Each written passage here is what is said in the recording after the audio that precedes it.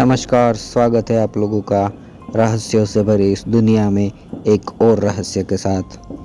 पूरी दुनिया में इटली की पहचान खूबसूरत और बेहतरीन टूरिस्ट स्पॉट के रूप में होती है, लेकिन शायद आप में से बहुत कम लोगों को पता होगा कि यहाँ पर एक शापित आइलैंड है जिसे खरीदने वाले की या तो मौत हो जाती है या फिर उनके परिवार के साथ कुछ बहुत बुरा होता है।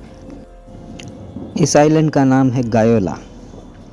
इटली के नेपल्स की खाड़ी में स्थित इस छोटे आइलैंड की कहानी कितनी भयानक है, इसका अंदाज़ा इस बात से लगाया जा सकता है कि इसे खरीदने वाले सभी लोगों की दुनिया ही उजड़ गई। इस आइलैंड की प्राकृतिक खूबसूरती किसी को भी अपना दीवाना बना सकती है।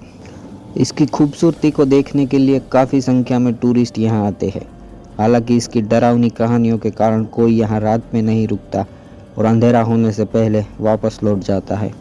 कहा जाता है कि यह आइलैंड जिसने भी खरीदा उन सभी मालिकों के साथ कुछ न कुछ बहुत बुरा हुआ और कई लोगों की तो मौत भी हो गई।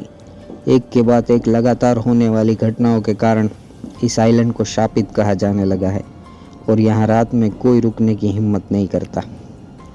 17वीं शताब्दी में यह आइलैंड रोमन कारखानों से अटा पड़ा था। बाद में इस आइलैंड का उपयोग नेपल्स की खाड़ी की रक्षा के लिए किया जाता था। 19वीं सदी की शुरुआत में आइलैंड पर मछुआरों की मदद करने वाला एक पुजारी रहता था जिसे लोग जादूगर भी कहते थे।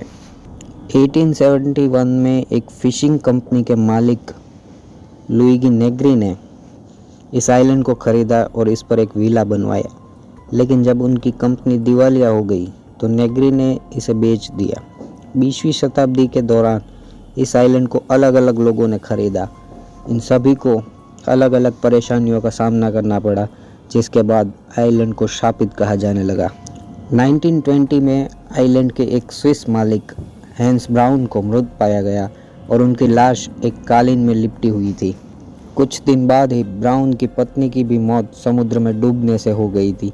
इसके बाद एक शख्स ऑटो ग्रुनबैग जब विला देखने गए तब उनकी मौत दिल का दौरा पड़ने से हो गई। इस आइलैंड के अगले मालिक, जो एक लेखक और दवा व्यापारी थे, मॉरिस वियस सैंडोज, जिन्होंने 1958 में स्विट्ज़रलैंड के मेंटल हॉस्पिटल में आत्महत्या कर ली। जब इस आइलैंड को जर्मन के एक बिजनेसमैन बैरन कार्ल पॉल लैंगहैम ने इसे खरीदा तो उनकी कंपनी दिवालिया हो गई। तब उन्होंने इसे मशहूर कार निर्माता कंपनी फिएट के मालिक जियानी अग्नेली को बेच दी। इसके बाद अग्नेली के परिवार के कई लोगों की दुखद मौत हो गई। इस आइलैंड के एक और मालिक अमेरिकी बिजनेसमैन जीन पॉल गेटी थे। उनके बड़े बेटे ने आत्महत्या कर ली, उनके सबसे छोटे बेटे की मौत हो गई और एक अपराधियों ने उनके पोते का अपहरण कर लिया था। इस आइलैंड के आखिरी मालिक गियान पस्क्वाले ग्रेपोन, जिनकी मौत जेल में हुई और उनके पत्नी की भी कार दुर्घटना में मौत हो गई। 1978 में यह आइलैंड सरकारी संपत्ति बन गया और तब से ये वीरान पड़ा है। हालांकि अभिशाप ने इसका पीछा नहीं छोड़ा। साल 2009 में इस आइलैंड के सामने स्थित एक विला के मालिक को हत्या कर दी गई।